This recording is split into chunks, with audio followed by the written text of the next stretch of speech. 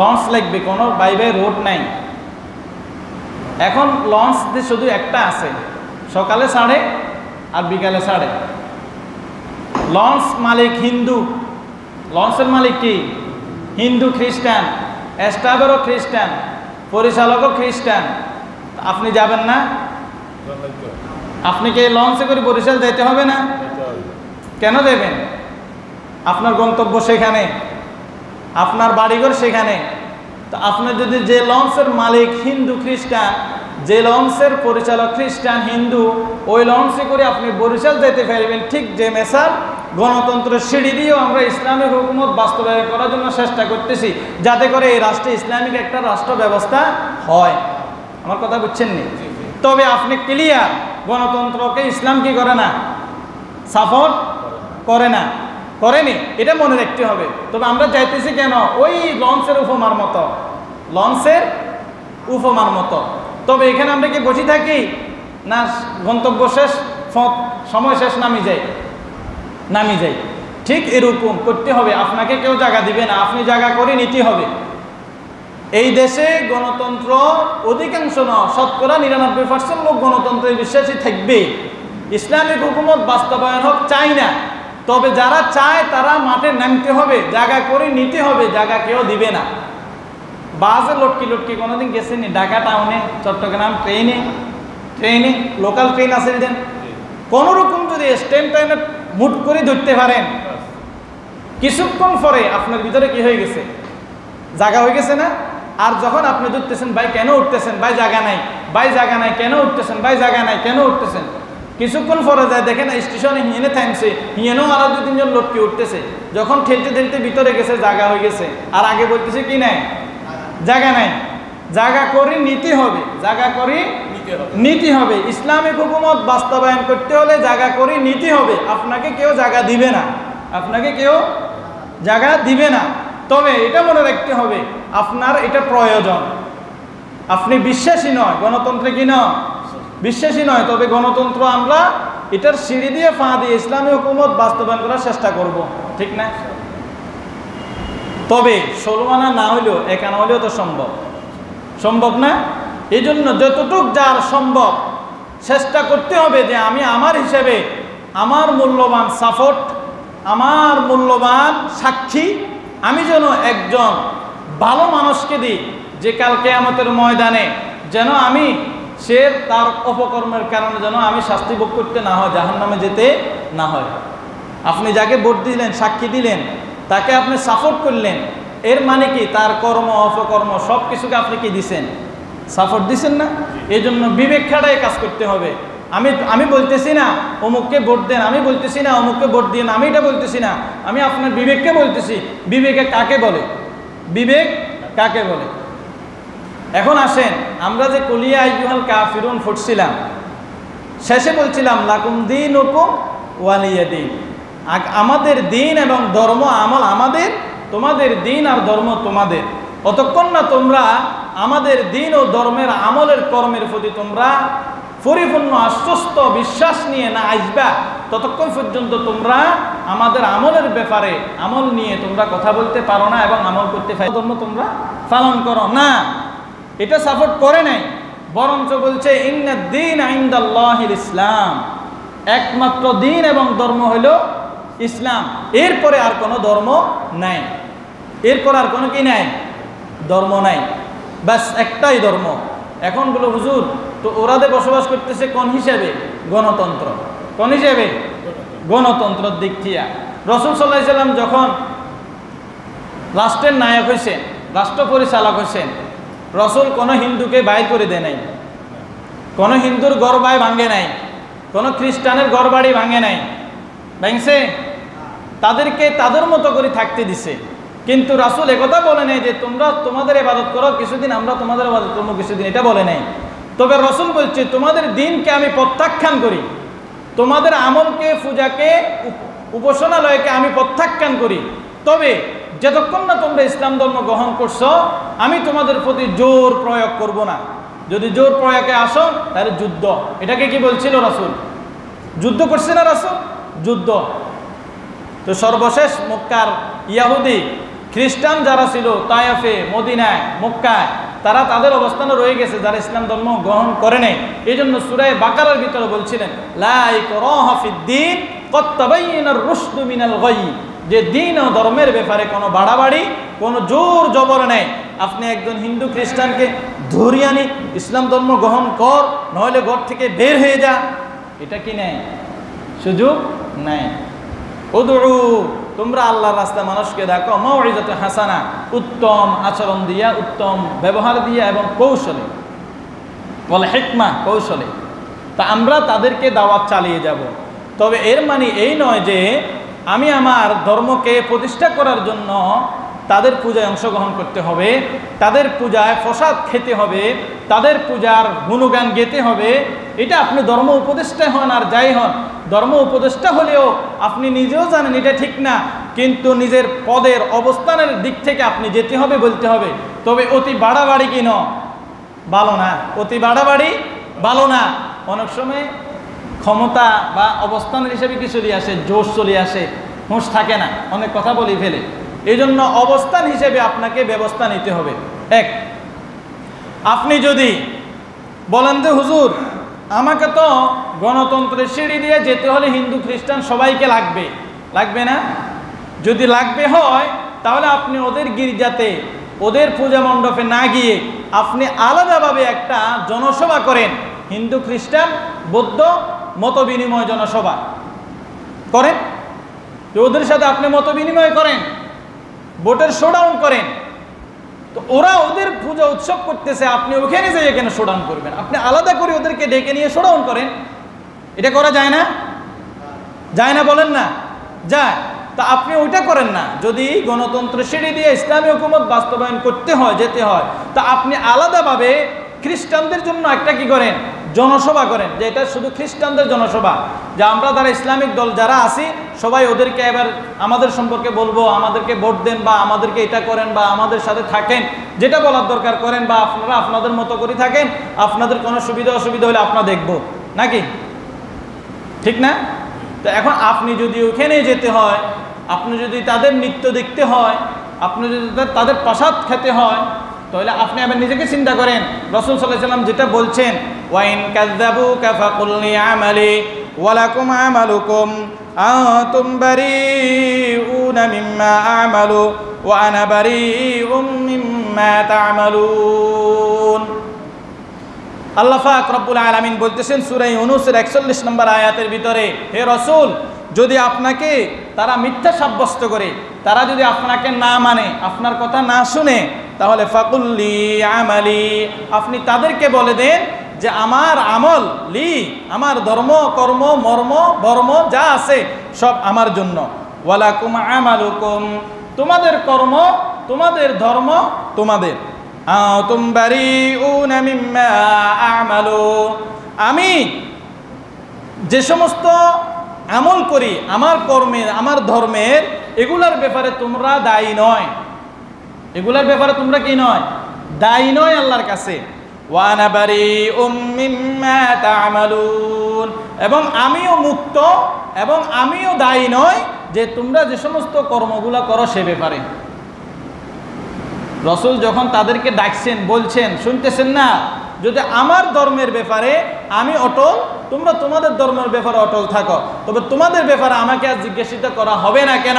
আল ইয়াউমা আকমালতু লাকুম দীনাকুম ওয়া আতমামতু আলাইকুম নি'মাতি ওয়া রাদিতু লাকুমুল ইসলাম দীনা। সূরা মায়েদার ভিতরে আছে, আমি আমার দিন, যেটা আমাকে আল্লাহ পাক রব্বুল আলামিন নবী হিসেবে প্রেরণ করেছেন পাঠিয়ে, আমি সেটা তোমাদেরকে হাতে কলমে পরিপূর্ণভাবে শিক্ষা দিয়ে দিয়েছি, বুঝিয়ে দিয়েছি। অতএব আমি কি নয়, আর দায়ী নয়, দায়ী নেই।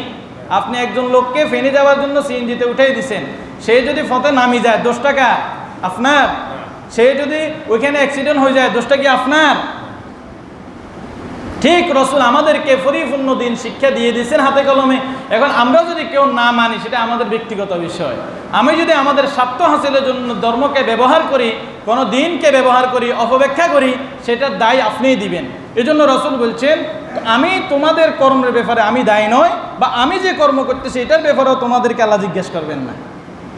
আমার কথা বুঝছেন? সূরা ইউনূসের একটা আয়াত।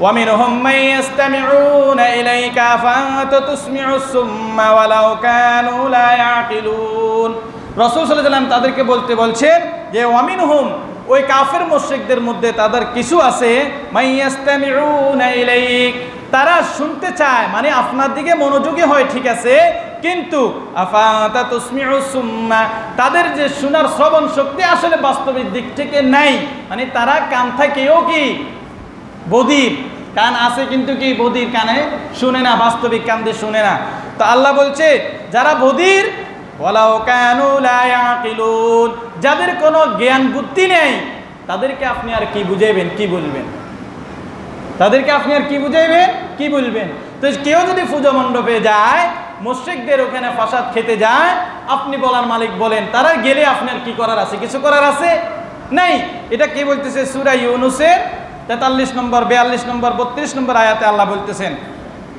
42 নম্বর আয়াত এরপরে 43 নম্বর আয়াত আল্লাহ কি বলছেন ومنهم من ينظر إليك أفأنت تهدي العمي ولو كانوا لا يبصرون কাফের মুশরিক ইহুদি খ্রিস্টানদের মধ্যে থেকে তারা এমন কেউ আছে ইয়ানজুরু ইলাইক তারা আপনার দিকে দৃষ্টিবন্দী হয়ে থাকে আফাতা তাহদিল উমিয়া যাদের আপনি তাদেরকে কি হেদায়েত দিবেন কি পথ দেখাবেন যে তারা তো বাস্তবিক দিক থেকে তারা অন্ধ তাদের চোখ থেকেতে তারা কি অন্ধ উমিয়া তারা অন্ধ ওয়ালাউ কানু লা ইউবসিরুন কিন্তু বাস্তবে তারা সেটা দেখে না আপনার দিকে দৃষ্টিবন্দী করে রেখেছে দেখতেছে আপনাকে ঠিক আছে কিন্তু আসলে আপনাকে দেখতেছে না দিলের ভিতরে অন্য কাউকে দেখতেছে হয় না কিরে বা কি চিন্তা করেন কোনা কই কিছু তো চিন্তা করেন মানসিকতা কি অন্যরকম হয় না এরকম আপনি গাড়ির ভিতরে ঘরে বসে দিয়েছেন একজন জিজ্ঞেস করলে হাত দিয়ে কির বাকি কোকো না কিছু তো চিন্তা করিয়েন তাহলে মানসিকতা তার কোন দিকে অন্যদিকে ছিল এই জন্য রাসূলের কথা যেটা বলতেছে তারা শুনতেছে ঠিক কিন্তু শোনার মতো আসলে বাস্তবিক দিক কান দিয়ে শুনে নাই তা আল্লাহ রাসূল বলছেন আপনি তাদেরকে আর কিসের হেদায়েতের বাণী শোনাবেন বাস্তবিক দিক থেকে তো তাদের কান নাই শোনার মতো তাদের কান নাই দেখার মতো তাদের চোখ নাই এরপর আল্লাহ পাক রব্বুল আলামিন সূরা মুমতাহিনার 3 নম্বর আয়াত আল্লাহ বলতেছেন قد كانت لكم أسوة حسنة في إبراهيم والذين معه নিশ্চয়ই তোমাদের জন্য উত্তম আদর্শ রয়েছে ফি ইব্রাহিম আলাইহিস সালাতু ওয়াস সালামের মধ্যে ওয়াল্লাযীনা মাআহু এবং ইব্রাহিম আলাইহিস সালাতু ওয়াস সালামের সঙ্গীদের মধ্য থেকে তাহলে ইব্রাহিম আলাইহিস সালামের সঙ্গীগণ এবং ইব্রাহিম আলাইহিস সালামের মধ্যে ধর্মের মধ্যে দ্বীনের মধ্যে তোমাদের জন্য উত্তম আদর্শ রয়েছে আমাদের ধর্মটা কার ইব্রাহিম আলাইহিস সালামের না মিল্লাতা আবিকুম ইব্রাহিম হুয়া সাম্মাকুমুল মুসলিমিন আচ্ছা বলেন তো ইব্রাহিম আলাইহিস সালাতু ওয়াস সালাম যখন উক্কাস মেলার ভিতরে বিভিন্ন মেলার ভিতরে তাদেরকে দায়িত্ব ইব্রাহিম আলাইহিস সালামকে দায়িত্ব যাওয়ার জন্য ইব্রাহিম আলাইহিস সালামকে গেছিলেন কখনো যদি যাইতেন অগ্নিকুণ্ডলে গেলে কুণ্ডলী দিকে ফোড়ার দরকার ছিল না ইব্রাহিম আলাইহিস সালামের বাপ ছিল আজর মূর্তি পূজা একবারে কারিগর মূর্তি বানাইতো ইব্রাহিম আলাইহিস সালামের বাবা তো এখন ইব্রাহিম আলাইহিস সালামের সাথী সঙ্গীরা মেলাতে সবাই চলে গেছে ইব্রাহিম আলাইহিস সালাম ঘরে শুয়েছে চিন্তা করতেছে হ্যাঁ রে আমার আব্বু নিজে হাত দিয়ে বানায়